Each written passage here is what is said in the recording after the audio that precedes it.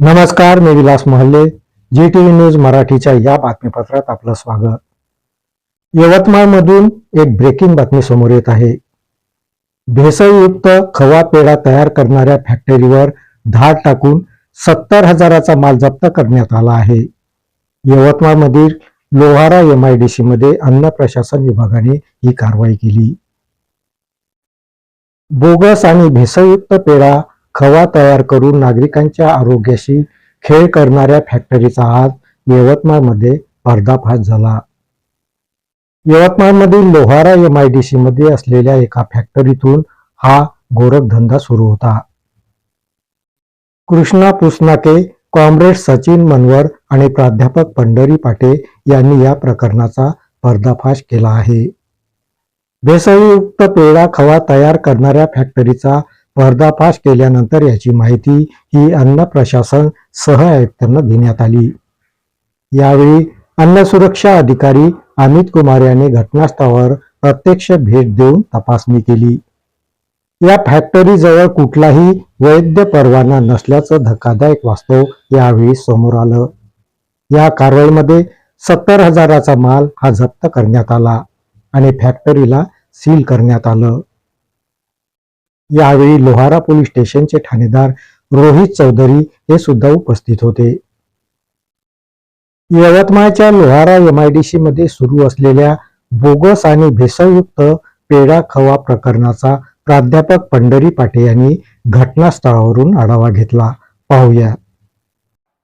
मित्रांनो नमस्कार, पंढरी पाटे. मी सध्या रिसेंटली उभा आहे MIDC लोहारा या एरियामध्ये. या ठिकाणी आपण पाहतो FD ची पूर्ण team, that is called as Food and Drugs Administration according to the Food Safety and Standard Authority of India यांच्या म्हणण्यानुसार या ठिकाणी पूर्णपणे बोगस खवा, बोगस पेढा या ठिकाणी बनतो आहे. या ठिकाणी या कंपनीचे मालक सुद्धा आलेले आहेत.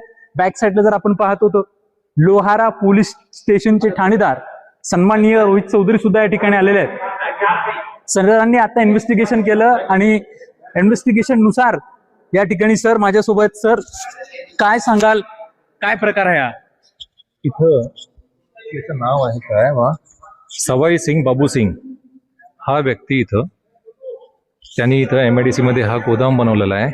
इथं तो तेल, वनस्पती, साखर आणि रवा वगैरे हे सगळं टाकून कुंदा बनवतो.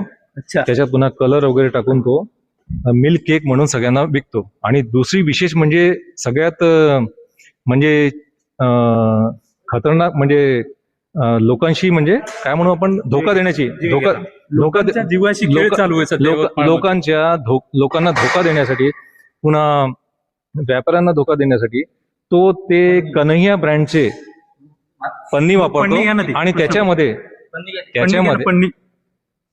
त्याच्यामध्ये तो आपला हे बनवलेला कुंदा त्याच्यात भरतो आणि प्रोप्रायटरी फूडच्या नावाने अनेक व्यापाऱ्यांना विकत असला पाहिजे, विकतो. अच्छा.